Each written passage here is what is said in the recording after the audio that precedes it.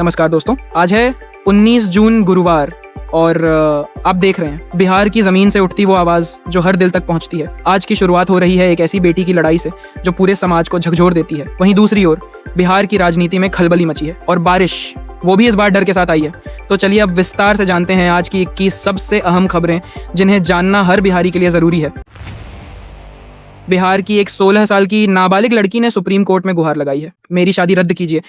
उसकी शादी 9 दिसंबर 2024 को एक 32 साल के युवक से जबरन कर दी गई थी। लड़की का कहना है कि उसे पढ़ाई करनी थी, लेकिन शादी के बाद शारीरिक और मानसिक प्रताड़ना झेलनी पड़ी।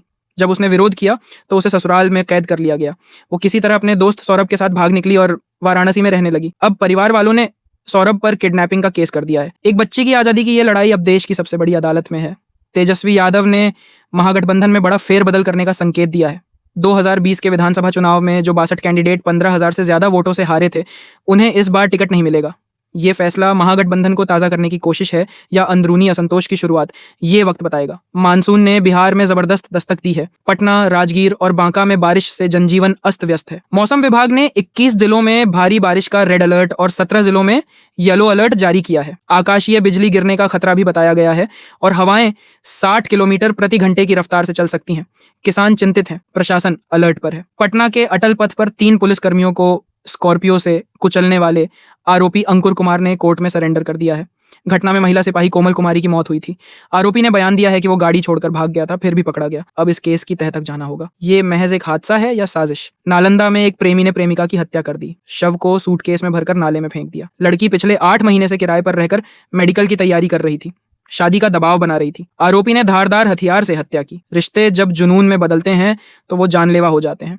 कटिहार सदर अस्पताल में 2 संदिग्ध महिलाओं को पकड़ा गया। पूछताछ में पता चला कि ये कॉल गर्ल थीं और किसी ने अस्पताल से ही बुलाया था। रिहायशी इलाकों में 3 महीने से काम कर रही थी। ये मामला सिर्फ नैतिक पतन का नहीं बल्कि सुरक्षा व्यवस्था पर भी सवाल खड़ा करता है।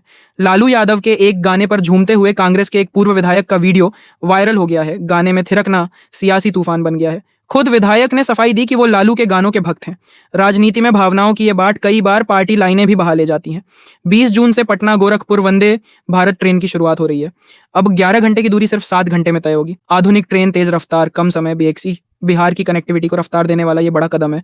शेड्यूल जल्द जारी होने वाला है। भोजपुर में एक शिक्षक ने अपनी पत्नी की हत्या कर दी और फिर गंगा घाट पर उसका अंतिम संस्कार कर दिया। 7 साल के बेटे से कहा, माँ तपस्या कर रही है, लेकिन बच्चा सब देख चुका था। उसने पुलिस को सब कुछ बता दिया। मासूम की मासूमियत ने इंसाफ की चिंगारी जला दी है। लखीसराय में पंचायत के मुखिया चंदन कुमार और वार्ड सदस्य प्रतिनिधि की गोली मारकर हत्या कर दी गई।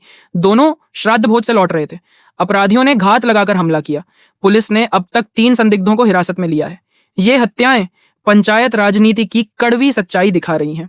औरंगाबाद में एक पागल कुत्ते ने 4 गांवों में 25 लोगों को काट लिया। कई लोगों के हाथ पैर और चेहरे तक घायल हो गए। सदर अस्पताल में एंटी रेबीज का इलाज चल रहा है। ग्रामीण दहशत में है। आवारा पशुओं पर नियंत्रण न होना अब जानलेवा बन रहा है। नेपाल बॉर्डर पर किशनगंज में पुलिस और SSB की संयुक्त कार्रवाई में एक बड़ा तस्कर पकड़ा गया है। उसके पास से ब्राउन शुगर, अवैध हथियार, लाखों की नकदी, मोबाइल और कार बरामद हुई है।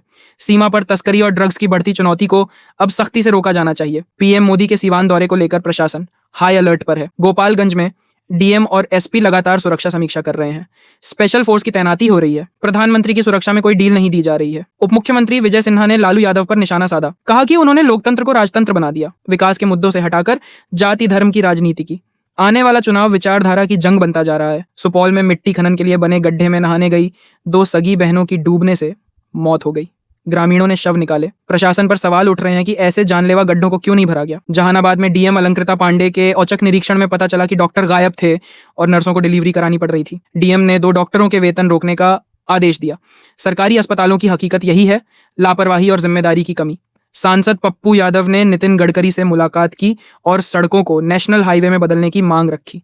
साथ ही उन्होंने सिलिका इंफ्रा कंपनी की गड़बड़ियों की शिकायत भी की। दरभंगा में होमगार्ड बहाली के 741 पदों पर 681 अभ्यर्थियों ने बॉन्ड भर दिया है। अब उन्हें ट्रेनिंग के लिए अलग अलग केंद्रों पर भेजा जाएगा।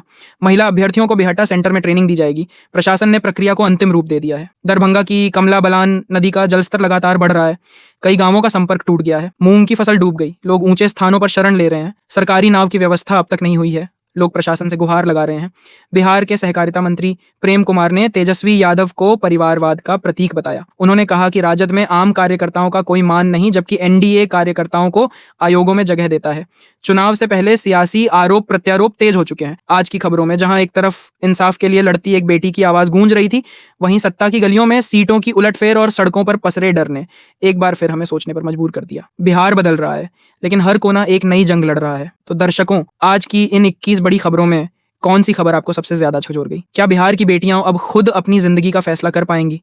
क्या चुनावी रणनीतियों से वाकई विकास निकलेगा? और क्या सरकारी व्यवस्था अब सच में आम जनता की आवाज सुनेगी? नीचे कमेंट करके हमें जरूर बताइए। चैनल को सब्सक्राइब करना ना भूलिए, ताकि हर सुबह आपको बिहार की सबसे सटीक और असरदार खबरें मिलती रहें। मैं अभिषेक बिहार की पवित्र धरती से आप सभी का धन्यवाद करता हूं। फिर मिलेंगे कल अगले न्यूज एपिसोड में। सावधान रहें, सतर्क रहें, खबरदार रहें। जय हिंद, जय भारत, जय बिहार।